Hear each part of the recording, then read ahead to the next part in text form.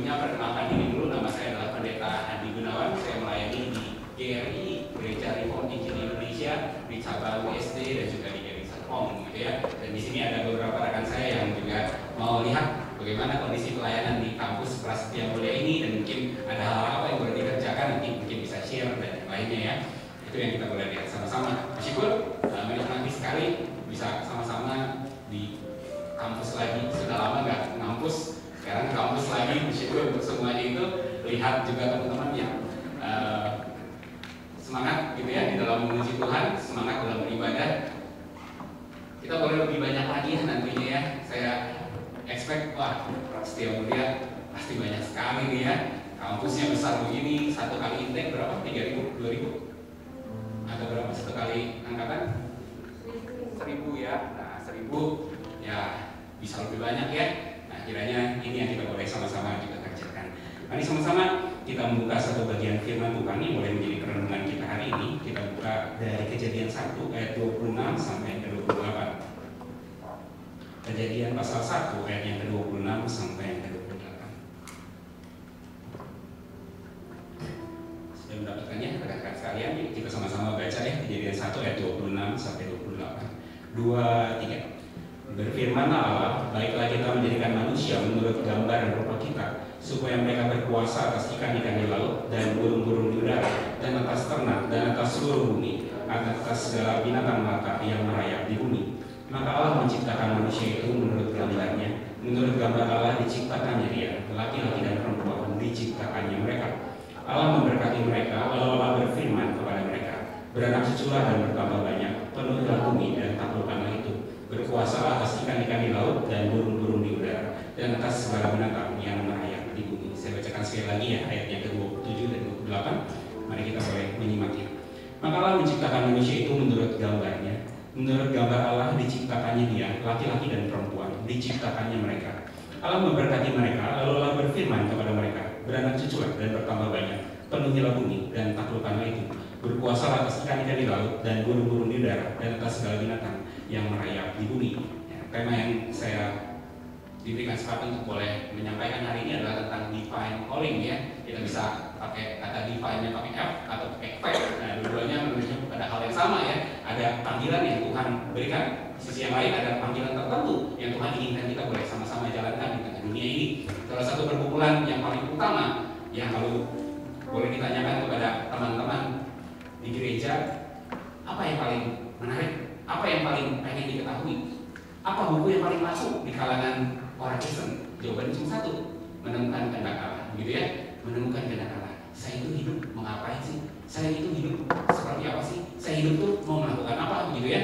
Nah, dari semua kita boleh belajar. Ini pada dasarnya adalah masalah identitas, gitu ya. Siapa itu saya? Kalau saya tahu siapa itu saya itu harus bagaimana? Di situ saya baru bisa berkarya atau berlaku, bertindak sebagaimana harusnya sesuai desainnya berlaku.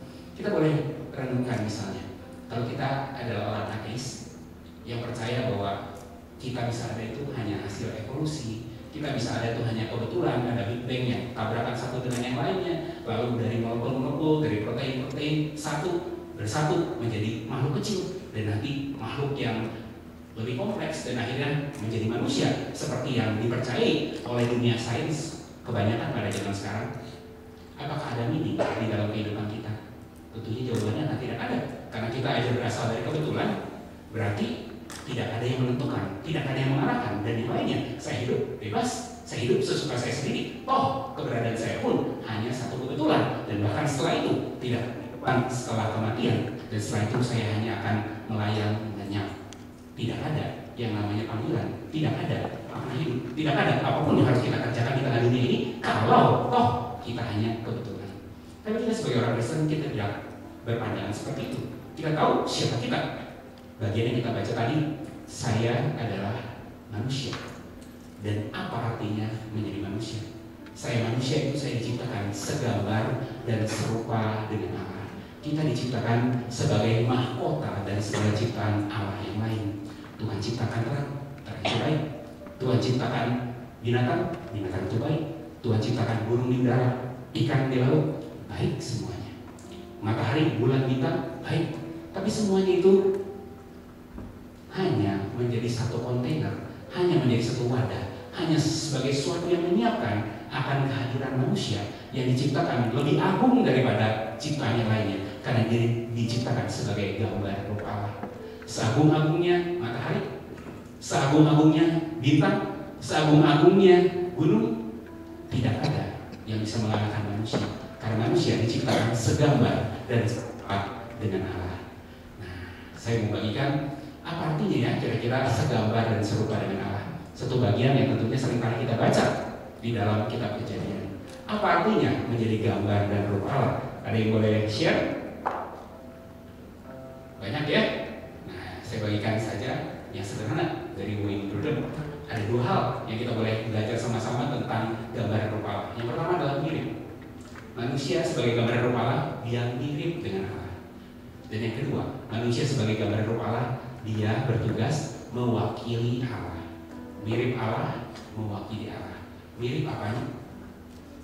Mirip apanya? Banyak hal. Sifatnya misalnya ya, dia juga pribadi. Beda dengan burung yang bukan pribadi. Kita manusia punya pikiran, punya perasaan, punya kehendak, sebagaimana yang Allah juga miliki. Dan kita juga memiliki sifat-sifat yang Allah miliki. Allah itu kasih, kita juga bisa mengasihi. Allah itu pencipta, kita juga bisa punya kemampuan kreativitas dalam menciptakan segala sesuatu. Allah juga baik, kita juga bisa berlaku baik, karena kita diciptakan segambar serupa dengan Allah yang adalah mirip. Yang kedua, yang kita boleh lihat sama-sama adalah mewakili Allah. Kita boleh lihat tadi di ayat yang kita baca, manusia diciptakan segambar dan serupa dengan Allah. Untuk apa sih? Menguasai burung-burung di darat, binatang di laut, binatang di darat, dan seluruh ciptaan yang lain. Betul? Nah, tentunya semuanya itu diberikan kepada manusia untuk dikuasai, bukan dikuasai sebagai tiran yang benar-benar semuanya saya eksploitasi, semuanya suka saya, enggak kan? Tapi sebagai lebih ke arah kita itu manajer ya, bagaimana mengelola seluruh ciptaan yang Allah inginkan untuk kemuliaan Allah. Betul ya? Ini ide dari gambar dan rupa Allah, mirip Allah untuk mewakili Allah. Sekarang saya coba tanya, ada hubungan nggak antara mirip dan mewakili? Kira-kira ada nggak hubungan antara mirip dan mewakili? Ada nggak?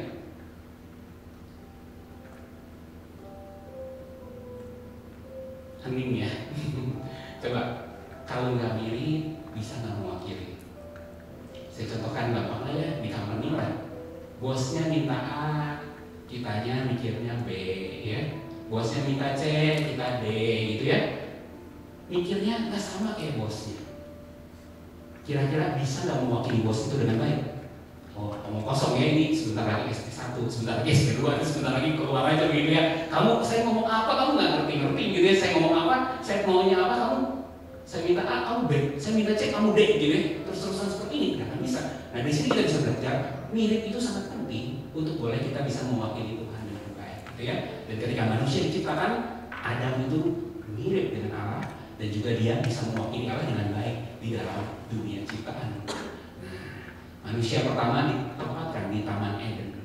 Taman Eden. Taman Eden itu bisa di seluruh dunia itu seperti ini. Taman Eden itu seperti apa ya kira-kira? Lebih kecil? Pasti lebih kecil. Mungkin kita bisa bayangkan ini di Irak lah ya, yang ada sungai Efratnya, yang ada sungai Tigris. Nah, Taman Eden ada di sana. Dan diperintahkan untuk apa sih? Mengusahakan dan mengelola Taman Eden itu untuk kemuliaan Tuhan. Nah, tapi ada satu fitur yang cukup menarik. Beranak cuculah dan penuhilah bumi. Beranak cuculah dan penuhilah bumi. Kira-kira kenapa diperintahkan untuk itu? Beranak cuculah dan penuhilah bumi. Mirip Allah, mewakili Allah, diperintahkan untuk beranak cucu. Kira-kira kenapa? Daripada berdua doang nggak rame ya. Beranak cucu supaya ada 3, 4, 5, 6, wah bisa lah ya. Kayak persekutuan di sini 2 orang, wah kayaknya garing banget gitu ya. Tapi kalau 150, wah pasti lebih seru. Apakah cuma alasan supaya nggak kesepian? Saya percaya jawabannya bukan. Jawabannya adalah sederhana sebenarnya. Kalau Adam dan Hawa mirip Allah dan mewakili Allah, mengelola Taman Eden itu dengan baik, kira-kira yang Tuhan kehendaki jadi nggak di Taman Eden? Jadi nggak? Jadi ya. Nah kira-kira kalau seluruh kehendak Allah itu jadi di Taman Eden itu jadi apa sih? Kalau belum membayangkan kayak gini, misalnya ya di Prasmul ini nggak ada yang menyuri lagi, termasuk turunannya, nyontek dan segala macamnya gitu ya. Kira-kira Prasmulnya lebih oke lagi nggak? Lebih oke ya. Terus nggak ada yang misalnya membunuh, wah amit-amit begitu ya. Nggak ada yang berzina dengan segala turunannya, pornografi dan seterusnya. Prasmul lebih indah ya? Lebih indah ya? Nggak ada yang bersaksi dusta dengan turunannya, bohong dan seterusnya. Prasmul lebih indah, itu perintah Tuhan bukan? Nah, ketika semuanya itu terjadi di Prasmul itu jadi kayak apa ya? Prasmul itu jadi kayak apa ya? Jadi kayak surga betul? Jadi kayak surga kan? Nah, dari sini idenya adalah seperti itu. Adam dan Hawa itu ditempatkan mirip Allah untuk mewakili Allah yang dimulai pilot project itu Taman Eden. Dan ketika mereka sudah menjalankan apa itu kehendaki di Taman Eden, mengembangkan dan memelihara Taman Eden sebagaimana seharusnya, akhirnya itu surga itu jadi di bumi. Inilah yang kita juga doakan sama-sama di dalam doa Bapa kami. Datanglah kerajaanmu, jadilah kehendakmu di bumi seperti di surga. Jadi dari sini kita bisa lihat panggilan paling umum dari manusia itulah panggilan yang paling besar, yaitu merubah dunia menjadi surga. Kita semua sebagai gambaran rupa Allah, kita dibawa kepada panggilan yang demikian agung, merubah dunia menjadi surga. Karena ketika apa yang Allah kehendaki jadi di bumi ini, disitulah surga muncul, disitulah surga turun, disitulah surga. Ini yang kita boleh lihat sama-sama. Kita kembali lagi, kenapa beranak cucu? Kenapa beranak cucu? Jawabannya adalah kalau Taman Edennya sekecil ini, terus kalau beranak cucu, jadi bisa lebih lebar nggak? Jadi bisa lebih besar nggak? Jadi lebih besar lagi ya? Kalian pasti dapat ide. Kalau kayak gitu nanti Taman Eden itu akan jadi sama seperti apa sih? Akan memenuhi seluruh bumi nggak sih? Akan memenuhi seluruh bumi nggak ya? Kalau gitu nanti buminya akan jadi kayak apa? Kayak surga kan? Buminya jadi kayak surga. Idenya sesederhana itu. Panggilan kita yang paling utama sebagai gambaran rupa Allah adalah mirip Allah untuk mewakili Allah dan mewakili Allah dengan berbagai bidangnya, di mana akhirnya tujuan utamanya kehendak Allah di kerajaannya datang. Apa yang itu kehendaki jadi di bumi seperti di surga, dan dari situ bumi akan berubah menjadi surga. Bumi akan menjadi seperti surga, di mana ada shalom, ada kedamaian, di mana ada kasih, di mana ada keindahan, di mana ada keteraturan. Itu yang kita boleh lihat sama-sama. Keren gak jadi manusia? Indah gak? Beranak cucu dan penuhnya hati. Nah, saya masuk ke topik yang sederhana nih, yang kadang-kadang menjadi pergumulan mahasiswa. Kalau kayak gitu, kita nikah itu milih-milih nggak? Boleh nggak ya nikah sama yang bukan percaya? Boleh nggak? Boleh nggak? Dari sini kalau kita udah dapat idenya, oh ternyata saya itu hadir di tengah dunia ini untuk apa? Mirip Allah, untuk mewakili Allah, dan akhirnya menghadirkan kerajaan Tuhan di tengah dunia ini. Kita kalau menikah dengan orang yang tidak percaya, sevisi nggak sih? Pasti enggak. Punya ide yang sama nggak sih? Punya tujuan yang sama nggak sih? Punya drive yang sama sih? Enggak akan kan? Nah dari sini kita udah langsung nggak usah ditanya-tanya lagi kayak begitu ya. Kalau kita benar-benar sudah ngerti siapa saya dan apa yang Tuhan inginkan saya kerjakan di tengah dunia ini. Kita dipanggil ke dalam ide yang luar biasa besar, merubah dunia jadi surga. Zaman sekarang go green biasa aja dibandingkan dengan panggilan kita yang luar biasa, merubah dunia jadi surga.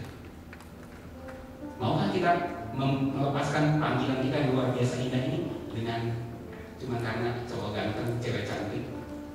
Nggak level ya. Kita tahu sama-sama panggilan kita jauh lebih berharga daripada itu semua. Ini kita boleh lihat sama-sama. Tapi sayangnya kita bisa lihat kejadian itu bukan kejadian 1 dan 2 aja, tapi ada kejadian 3, di mana manusia itu jatuh ke dalam dosa. Adam dan Hawa melanggar perintah Allah. Dia makan buah pohon pengetahuan baik dan jahat, dan ketika dia makan, mereka mati. Mati dalam 3 hal. Mati yang pertama, mereka akan mengalami kematian fisik, masih lama memang, tapi mati. Yang paling penting adalah kematian dalam relasi yang rusak dengan Allah. Dan di dalam rusaknya relasi dengan Allah, manusia itu berubah. Manusia itu bukan lagi menjadi teman Allah, bukan menjadi rekan sekerja Allah, tapi manusia itu menjadi musuh Allah. Roma 3 ayat 23 berkata kepada kita, Karena semua orang telah berbuat dosa dan telah kehilangan kemuliaan Allah. Apa artinya ayat ini? Kehilangan kemuliaan Allah adalah gambar rupa Allah yang demikian indah, mulia di dalam kehidupan kita jadi rusak, jadi tercemar, jadi kacau. Sehingga manusia itu tidak lagi mirip sama Allah dan tidak lagi mewakili Allah. Betul? Kita lihat sama-sama. Kenapa dunia jadi gak enak kayak begini? Thank you. Ini gak semua ya. Rusak dikit ada gantinya ya. Bagus. Oke. Nah, ketika manusia jatuh dalam dosa, manusia itu jadi gak mirip sama Allah dan juga gak mewakili Allah. Kita sama-sama lihat kenapa dunia itu jadi gak enak. Ya salah satunya karena manusia gak mirip Allah. Allah suci, manusia demikian kotor dan najis. Allah kasih, manusia penuh dengan kebencian. Allah baik, manusia penuh dengan segala kejahatan. Bahkan dari kitab, dari pasal sebaliknya, dari Kejadian, kita sudah menyaksikan bagaimana Kain membunuh adiknya Abel. Itu yang terjadi. Manusia jadi tidak mirip sama Allah. Kalau manusia tidak mirip dengan Allah, manusia pun tentunya tidak bisa mewakili Allah. Betul? Tidak bisa mewakili Allah. Salah satu yang kita boleh belajar, manusia itu makan buah pohon pengetahuan baik supaya menjadi Allah. Seperti apa yang dikatakan iblis, makan aja, nanti kamu akan matamu terbuka menjadi seperti Allah, tahu tentang yang baik dan jahat. Tapi sebenarnya bukan pengertiannya tahu tentang yang baik dan jahat. Menjadi seperti Allah dalam bentuk apa? Mereka menentukan sendiri apa yang baik dan yang jahat menurut dirinya. Allah bilang A baik, saya bilang A jahat. Allah bilang C baik, manusia bilang enggak, D yang baik. Betul? Itulah yang terjadi ketika manusia jatuh dalam dosa. Manusia tidak lagi mau mewakili Allah, tapi manusia hidup seturut dengan kemauannya sendiri. Itu kita boleh lihat sama-sama.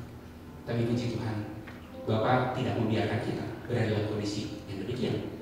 Karena demikian besar kasih-Nya akan dunia ini, sehingga yang menurunkan anak yang tunggal, supaya setiap orang yang percaya kepadanya tidak binasa, melainkan beroleh hidup yang kekal. Kristus datang ke dalam dunia untuk mengembalikan kita menjadi gambaran rupa Allah sebagaimana mestinya. Dia mati di atas kayu salib untuk apa? Untuk apa? Menebus dosa kita, menanggung hukuman yang harusnya kita terima, tapi dia mau tanggung supaya apa? Kita bisa berdamai dengan Allah. Sekarang saya bukan lagi musuh Tuhan, sekarang saya adalah anak Tuhan, sekarang saya menjadi wakil Tuhan kembali. Dan yang kedua, kita boleh lihat sama-sama, Kristus datang adalah, kita boleh lihat di dalam 2 Korintus 3 ayat 18, saya bacakan untuk kita bersama. 2 Korintus 5 ayat 17, saya bacakan untuk kita bersama. Jadi siapa yang dalam Kristus, dia adalah manusia baru, dia adalah ciptaan baru, yang lama sudah berlalu, sesungguhnya yang baru akan datang. Kristus juga membawa kita bukan saja berdamai dengan Allah sehingga boleh mewakili Allah, tapi juga kita dibawa menjadi serupa dengan Kristus melalui kehadiran Roh Kudus di dalam kita. Ketika kita percaya pada Kristus, Roh Kudus itu membawa kita hari demi hari dimurnikan, membawa kita hari demi hari bertumbuh di dalam buah-buah Roh. Buah Roh pernah dengar tentunya? Pasti ya? Kasih, sukacita, damai sejahtera, kesabaran, kemurahan, dan seterusnya. Itu apa sih intinya sebenarnya? Bisa nggak saya gantikan dengan keserupaan dengan Kristus? Bisa nggak? Bisa nggak ya? Kristus sabar, Kristus penuh kasih, Kristus penuh kemurahan, Kristus penuh dengan pengendalian diri, betul? Dan itu yang Roh Kudus kerjakan di dalam kita, membawa kita mirip lagi sama Allah, sehingga kita boleh mewakili Allah kembali di dalam kehidupan kita. Itu kita boleh lihat sama-sama. Sampai di sorga nanti kita akan bisa mirip dan mewakili Allah dengan sempurna. Ingat, di sorga ada dosa lagi nggak? Nggak ada. Berarti apa? Kalau kita mengerti dosa sebagai perlawanan terhadap perintah Allah, berarti kalau tidak ada lagi dosa, artinya apa? Kita semua akan tunduk kepada perintah Allah. Segala sesuatu adalah sebagaimana Allah menghendakinya, betul? Dan di situ ada yang namanya Shalom. Shalom itu pengertian sederhananya apa sih? Damai sejahtera. Damai sejahtera itu bisa tercipta kalau apa? Jawabannya cuma satu. Ketika segala sesuatu berada pada tempatnya. Ketika segala sesuatu berada pada tempatnya, di situ baru ada namanya Shalom. Gambar sederhananya puzzle. Kalau puzzle-nya nggak pas gimana? Hancur-hancuran, betul ya? Zaman sekarang di Jakarta, kalau trafficnya nggak pas, ada yang motong sembarangan, ada yang belok sembarangan, wah kacau semua. Tapi ketika semuanya ikut rule, semuanya sesuai dengan apa yang Tuhan kehendaki, di situ baru ada namanya Shalom, damai sejahtera. Dan itu yang akan kita nikmati di surga mendatang. Tadi itu adalah Christian worldview, cara pandang kita sebagai orang Kristen melihat dunia. CFRC, creation, fall, redemption, consummation. Consummation itu glorification atau ketika kita di surga. Sekarang kita berada dalam tahap mana? CFRC. CFRC. Creation, fall, redemption, consummation. Kita di mana? Kita di kelas mau lagi jawabannya ya, kurang nyambung gitu ya. Nah, kita ada di R. Kita ada di redemption. Kita sudah mengalami penebusan Kristus. Dan kalau kayak begitu, berarti tugas kita itu apa di tengah dunia ini? Tugas kita itu yang pertama, bertumbuh hari demi hari semakin mirip Kristus, betul? Dan bertumbuh hari demi hari semakin mewakili Kristus di tengah dunia ini. Bagaimana menghadirkan kehendak Tuhan jadi di bumi seperti di surga. Itu yang kita sama-sama harus kejar sampai suatu saat nanti Kristus akan datang kembali untuk yang kedua kali. Dan di sana kita akan disempurnakan menjadi mirip dengan Tuhan, benar-benar mewakili Tuhan benar-benar di surga lagi, di langit bumi. Itu kita boleh lihat sama-sama. Ini gambaran besarnya, calling besarnya. Menjadi pertanyaan, apakah calling kita berarti sama semua? Calling besarnya sama, tapi particular callingnya beda kan? Setiap kita ada peran, ada tanggung jawab yang Tuhan ingin kita kerjakan di tengah dunia ini. Beda-beda satu dengan yang lainnya. Sama seperti Adam dan Hawa, beda nggak kira-kira panggilannya? Laki-laki dan perempuan, beda nggak panggilannya? Beda nggak? Paling sederhana, kalau beranak cucu, panggilannya beda nggak laki-laki dan perempuan? Di tengah LGBT sih jadi kacau ya. Dan kita kalau kembali pada Alkitab, beda perannya. Perempuan yang mengandung, betul ya. Laki-laki mungkin yang berjerih payah, menghasilkan seluruh hal yang membutuhkan, yang mencukupkan kebutuhan tersebut. Betul? Panggilan pria dan wanita aja beda. Panggilan kita masing-masing juga beda. Tuhan kasih talenta juga macam-macam. Tuhan kasih bakat juga macam-macam. Dan dari situ, setiap orang menjalankan tugas panggilannya, dan dari situ baru dunia ini bisa berkembang menjadi sebagaimana yang Tuhan inginkan. Itu yang menjadi ini. Tugas kalian bertumbuh semakin lama semakin serupa dengan Tuhan. Bertumbuh semakin mewakili Tuhan. Salah satunya dengan cara mengerti panggilan kalian itu. Ya. Nah, ketika bahas panggilan, seringkali hubungannya adalah dengan pekerjaan. Dan memang pekerjaan adalah bagian besar dari kehidupan kita, betul? Kadang-kadang kita belajar seperti ini. Nah, kita bekerja itu untuk apa? Kita itu bekerja untuk apa? Kalau dihubungkan dengan panggilan tadi yang besar, kita bekerja untuk apa? Kemuliaan Tuhan, betul? Kita itu mau memuliakan Tuhan. Tapi cara memuliakan Tuhan itu gimana? Cara memuliakan itu Tuhan itu gimana? Kesannya idenya sangat abstrak. Nah, memuliakan Tuhan. Kayaknya kalau jawaban PPKN itu yang selalu benar gitu ya. Memuliakan Tuhan, memuliakan Tuhan, memuliakan Tuhan. Oh, bagus itu semua. Tapi kita nggak ngerti apa artinya memuliakan Tuhan. Kalau kita diberikan sumber daya input lah ya. Ini anak-anak Rasmul banyaknya yang bisnis school gitu ya. Biasa kalau kita buat pabrik atau apa, pasti input, proses, output gitu ya. Input, proses, output. Inputnya kira-kira yang Tuhan berikan kepada kita itu apa? Ya tentunya kepandaian, sumber daya, keuangan, tenaga, waktu, semuanya itu. Nah, outputnya itu apa? Outputnya apa yang Tuhan inginkan kita untuk kerjakan? Kemuliaan Tuhan, betul? Kemuliaan Tuhan ya. Nah, gimana cara merubah input menjadi output?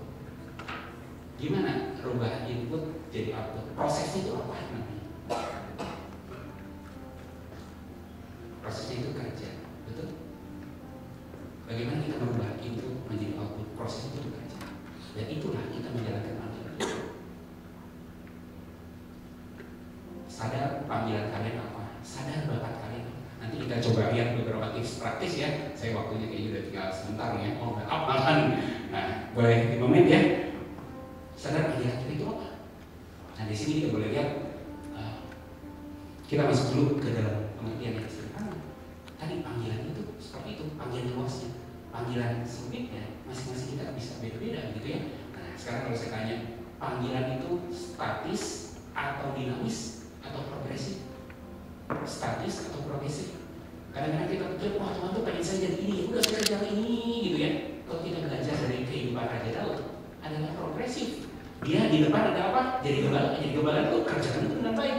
Nanti Tuhan bukakan lagi untuk nanti menjadi raja ke depan gitu ya. Panggilan yang ultimate yang kedua ini menjadi dasar untuk bisa mengerjakan panggilan yang ke depan. Kadang-kadang kita tuh passion, saya apa gitu ya, nyari-nyari namanya maju akhirnya begitu ya. Nah ini juga yang kita boleh sama-sama perhatikan. Di sisi yang lain, panggilan juga kira-kira seperti apa panggilannya? Kira-kira panggilan itu satu atau banyak? Satu atau banyak? Divine calling, wah kayaknya satu begitu ya. Tapi kalau kita renungkan sama-sama, panggilan itu sisinya banyak. Menjadi orang tua di rumah untuk anak-anak, panggilan Tuhan bukan? Panggilan Tuhan itu enggak? Panggilan Tuhan. Di gereja melayani, panggilan Tuhan enggak? Panggilan. Kadang-kadang kita fokusnya ke kerjaan, tapi lupa yang lainnya. Keluarga berantakan enggak apa-apa, yang penting saya sukses dalam pekerjaan, itu saya sudah menyenangkan Tuhan. Itu mengosong gitu. Kehidupan Kristen adalah holistik. Panggilan sisinya banyak. Ingat ya, panggilan sisinya banyak. Yang kedua, panggilan juga tidak statis, dinamis perkiraannya. Dan tips-tips untuk mengenal panggilan kita, yang pertama adalah belajar. Dari belajar kita tahu minat kita, kemampuan, bakat kita apa. Karena kemungkinan Tuhan menciptakan kita dengan satu bakat tertentu, Dia ingin nggak kita kerja di situ. Di situ kita paling bisa memuliakan Tuhan. Di situ paling bisa kita juga menikmati pekerjaan kita. Ada nggak yang suka mengerjakan hal-hal yang dia nggak bisa? Ya, kalau dulu lagi kuliah kalkulus, seneng kalkulus kayaknya jarang gitu ya. Model-model seperti ini. Tapi kalau orang yang jagongan, itu seneng banget dengan kalkulus. Kalkulus ada 5 kelas juga dia mungkin ambil semuanya gitu ya. Karena dia punya bakat di situ.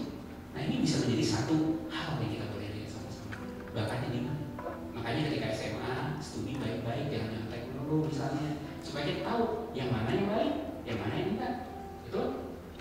Nah yang kedua, teman gereja itu satu hal yang bisa mensortir kita, memberikan konfirmasi. Iya kamu bagus di sini, kamu bagus di situ, bisa memberikan konfirmasi. Dan yang ketiga, bagaimana pertemuan kita dengan Tuhan.